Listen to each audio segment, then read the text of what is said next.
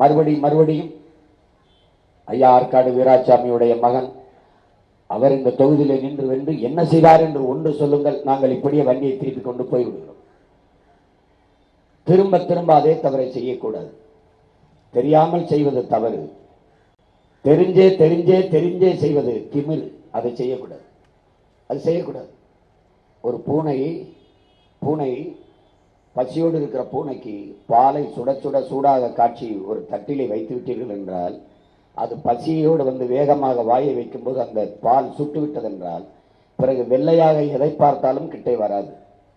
அந்த பூனைக்கு இருக்கிற உணர்வு, அந்த தெளிவு தமிழ் மக்கள் நமக்கு இருக்க வேண்டுமா வேண்டாமா என்பதை நீங்கள் சிந்தித்து பார்க்க வேண்டும். இவர்களை வீழ்த்த வேண்டும். வீழ்த்தினால்தான் மக்களின் சேவைக்கு வருவார்கள். இவர்கள் எப்படி அரசு செய்கிறார்கள்? அவர்களுக்கு சேவை அரசியலோ செயல் அரசியலோ கிடையாது, வெறும் செய்தி அரசியல் தான். 100 ரூபாயை கொடுப்பார்கள், 1000 ரூபாய்க்கு விளம்பரம் செய்வார்கள். இந்த திமுக வந்து எப்படி வாக்கு கேட்கிறது என்று நினைக்கிறீர்கள்? 1000 ரூபாய் கொடுத்தோம், பெண்களுக்கு 1000 ரூபாய் கொடுத்தோம், பெண்களுக்கு 1000 ரூபாய் கொடுத்தோம். அதை தவிர வேற ஏதாவது 1000 ரூபாய் எந்த அப்பன்ட்டு காசுல கொடுத்த? எங்க அப்பன் காசுல நான் திருப்பி கொடுத்த. வேற எங்கிருந்து வந்தது இந்த 1000 ரூபாய்? எல்லா துறைகளிலும் சிறப்பான நிர்வாகம், உபரி வருமானம்.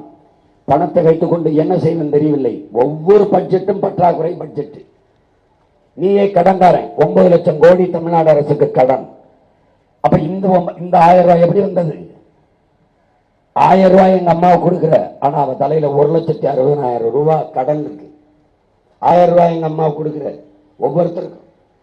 அப்ப நீங்க இதை கவனத்தில் எடுத்துக்கிட்டு வேலை செய்யணும். மாசம் 1000 ரூபாய்னா 30 ரூபாய் ஒரு நாளைக்கு. 30 ரூபாய் கூட சம்பாதிக்க முடியாத வக்கற்ற நிலையில் என் தாயை வைத்தது யார்? ஒரு காய்கறி வாங்கி வித்தா கூட ஒரு நாளைக்கு 100 ரூபாய் சம்பாதிச்சிட முடியும். ஆனால் 30 ரூபாய் தான் இவங்க கொடுக்குற. அதை வச்சு நீங்க வசதியாக வாழுங்க. ஐயா ஸ்டாலின் கேட்கிறார், 1000 ரூபாய் கொடுத்ததுல ஏதாவது சேமித்து மிச்சம் வச்சிருக்கீங்களா அப்படின்னு. இதெல்லாம் எவ்வளவு பெரிய கொடுமை. 1000 ரூபாயில என்ன சேமிப்போம்? ஏன்னா அவங்க கஷ்டத்தில் இருக்காங்க. லட்சமா பல கோடிகளை கொள்ளையடிச்சு வறுமையில் இருக்கிறார்கள். அதனால் 1000 ரூபாயில் சேமித்தீர்களா என்று கேட்கிறார்கள். இந்த 100 நாள் வேலை திட்டம் வந்தது, கிராம பஞ்சாயத்து 100 நாள் வேலை திட்டம். அப்ப நான் வேலூர் சிறையில இருந்தேன். அப்ப இந்த ஒரு தொலைக்காட்சி வைப்பார்கள். அந்த தொலைக்காட்சியில் பொதிகை மட்டும் வரும், 1 மணி நேரம்.